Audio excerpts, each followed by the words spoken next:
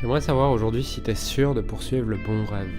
Si tu es sûr de poursuivre le tien et pas celui d'un autre. Il y a cette idée très répandue que être salarié, c'est créer le rêve d'un autre. Ce avec quoi je suis pas du tout d'accord. Pour moi, il y a autant d'entrepreneurs qui créent le rêve d'un autre. C'est de te parler du danger qu'il y a avec le fait de créer le rêve d'un autre.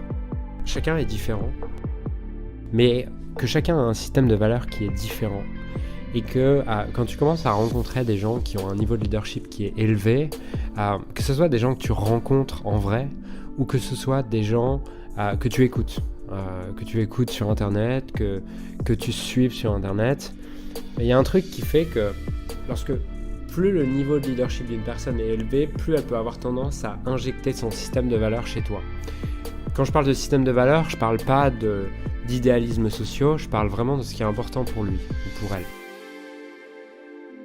Et toute personne qui a du leadership va en général avoir une capacité de communication qui est développée et va du coup pouvoir avoir une capacité d'influence qui est également développée. C'est pas volontaire, elle essaie pas de te manipuler, elle essaie pas de t'influencer, elle te donne juste son point de vue, mais comme il est persuadé de son point de vue et qu'il sait communiquer, il y a de grandes chances qu'il te persuade avec son point de vue. Et du coup, ça peut t'amener au fur et à mesure à adopter les rêves d'un autre et à te retrouver peut-être 6 mois, 1 an, 2 ans plus tard en te demandant pourquoi je suis en train de faire ce que je fais, est-ce que c'est encore réellement mon rêve ? Sûrement parce que je me suis laissé influencer par les rêves des autres, et par les ambitions des autres, et par les influences des autres. Tiens, est-ce que c'est pas un indicateur que je suis en train de poursuivre le projet de quelqu'un d'autre, que je suis en train de poursuivre le rêve de quelqu'un d'autre, que j'ai oublié ce qui m'inspirait profondément en fait. Si tu reviens 2 ans en arrière, ou si tu reviens 3 ans en arrière, ou 4 ans en arrière, quel était le projet pour lequel tu as commencé ? Quelle était l'idée pour laquelle tu as commencé ? Quelle était la vision pour laquelle tu as commencé ? Et est-ce que ça, tu ne l'aurais pas un peu oublié ? Par exemple, pour moi, la vision quand j'ai commencé, c'était d'inspirer des milliers de personnes,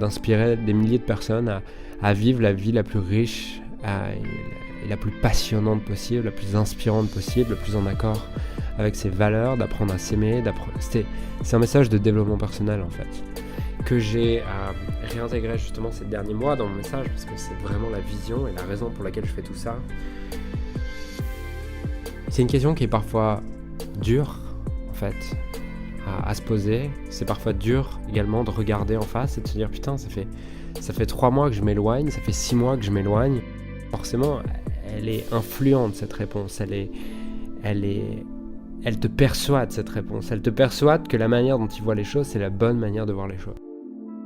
Et il y a une différence entre poser la question pour enrichir ton point de vue ou poser la question pour obtenir une vérité.